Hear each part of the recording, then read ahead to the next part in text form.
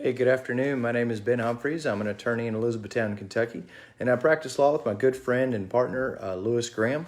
Today, we're going to talk about asset protection. And we get a lot of calls, and people say, well, I've just got a will that I was done, 10 or 15 years ago. Why isn't that good enough? Or some people, when we talk to them about asset protection, they say, I just need a will. I'm not really worried about these things. And so to that point, we always like to tell the story. We call it the school bus story. And obviously, when you're doing estate planning, you're talking about things that you hope will never happen. But unfortunately, we all know that these things do happen. And so this is just kind of a story to highlight a point. And again, it's called the school bus story. And so it says, if I should die and I leave everything to my wife and kids, and so if I own those things jointly, I get to avoid probate. So that's great. I've avoided probate. And so if everything was jointly owned or if it had a beneficiary designated. And so everything's gone to my wife or my children. We've avoided probate court, didn't have to pay any lawyer fees. And so you think, well, that sounds like a pretty good plan. Why isn't that enough, Ben? And so you always have to say, not so fast. Let's say that after you pass away, that your wife or your children, they get all that money and they're driving the kids or the grandkids to school, and they're in the back seat, and then your wife or your kids turn around to correct them, and they don't notice the school bus is stopped in front. And wham, there's an accident. Your family's fine, but there's 13 kids on that school bus, and all of them have neck injuries from whiplash, and they're all holding their neck with the one hand, and they're calling the hammer in the other. And so we always tell people that could really happen to you or your family. And if you just have a will, or if you just have everything owned jointly with your parent or your spouse, that does not protect you from this type of situation where you have the car wreck and 13 kids are injured and they hire the hammer and they file a lawsuit against you. And so we always tell people that estate planning is sort of like, you have to think of it like an oxygen mask.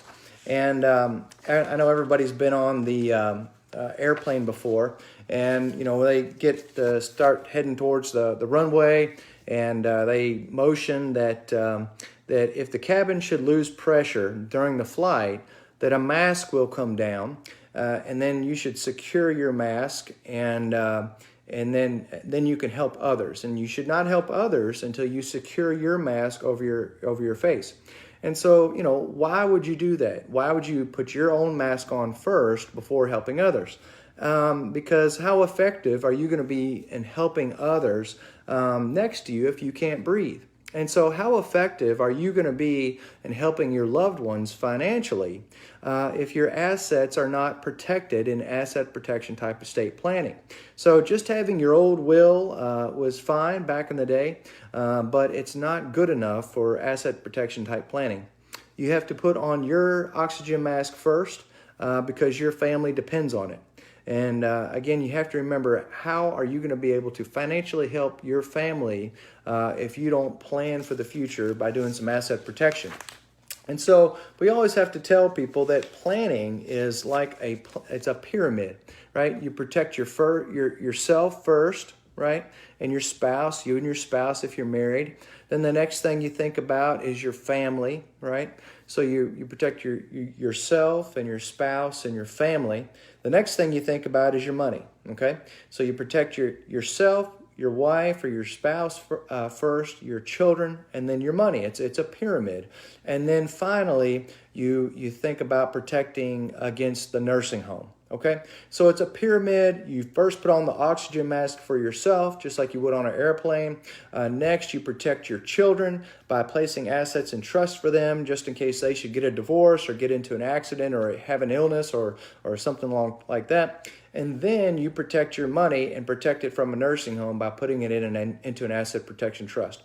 So if you're talking to mom or dad and they just have your old basic will, if you call that attorney and he or she says, what kind of estate planning documents do you have? And you say, well, they own everything jointly, And so that's good. We'll get to avoid probate. And then, then they've got their wills. And if that estate planning attorney doesn't talk to you about asset protection, then you know that you need to call somebody that's going to talk to you about protecting your assets, okay? Because it's not just about avoiding probate, okay? If you go to probate court, you're going to have high attorney costs, and it's going to take a long time to get through that. So remember those things. I hope that's helpful. Remember the pyramid. Remember the oxygen mask. And finally, just remember the school bus story where you hit the back end of a school bus with 13 kids in it, and they're all calling the hammer, and they're holding their neck. And so if you just have your basic will and you just have everything owned jointly, there's no asset protection with that type of estate plan. And so you have to ask yourself, if that happens, has your estate plan worked? And no, it hasn't. So hope you all have a great day. God bless you all. Take care.